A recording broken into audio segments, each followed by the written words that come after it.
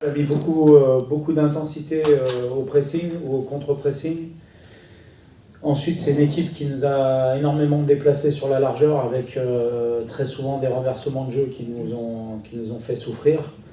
Et enfin, des joueurs très percutants sur les côtés qui jouent beaucoup de 1 contre 1 et qui en gagnent beaucoup.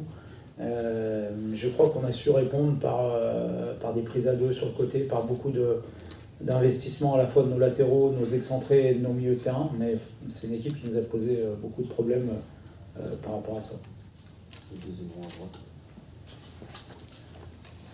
Bonsoir Bruno Ibanio pour Radio Contact. On est à la moitié de cette phase de Ligue des Champions, de ce mini-championnat. Vous êtes à 7 points en 4 matchs, avec des gros adversaires, les 2 clubs de Madrid, la Juve aujourd'hui. Vous devez être fier du nombre de points pris et des performances réalisées par vos joueurs. Oui, très fier de mes joueurs, très fier de mon groupe.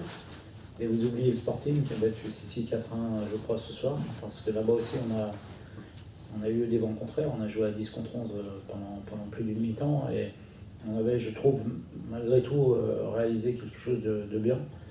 Donc évidemment que je suis fier, on sait que statistiquement il nous manque une victoire pour avoir quasiment 100% de chance d'être en 16e, enfin au tour de barrage de cette Champions League. Il va falloir essayer de la prendre le plus vite possible, mais en tout cas oui, fier de ces 4 premiers matchs compte tenu de des adversaires qu'on a affrontés et aussi du contexte parce que ça fait quelques temps qu'on est diminué par beaucoup de blessures.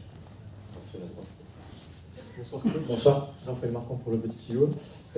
Sans Thomas Meunier et sans Thiago Santos, vous avez choisi d'aligner Aïssa Mandi à droite. Est-ce que c'était une évidence pour vous et comment est-ce que vous l'avez trouvé? Merci. Oui, c'était une évidence pour plusieurs raisons. Parce que d'abord, c'est un joueur qui a déjà évolué à ce poste-là, qui connaît bien la fonction.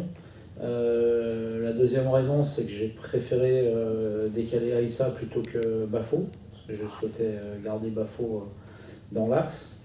Et j'ai trouvé sa prestation très bonne, très bonne, sérieuse, appliquée. Il avait un client face à lui, un joueur très virevoltant, percutant. Et s'en est très bien sorti défensivement, je trouve, globalement. Et avec ballon, il a aussi été précieux sur les ressorties de balles qu'on a effectuées sur ce côté.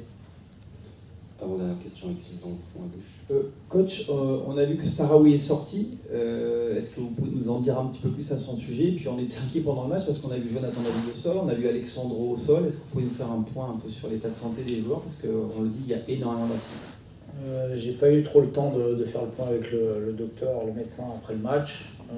Je ne pense pas qu'il y ait de blessures importantes.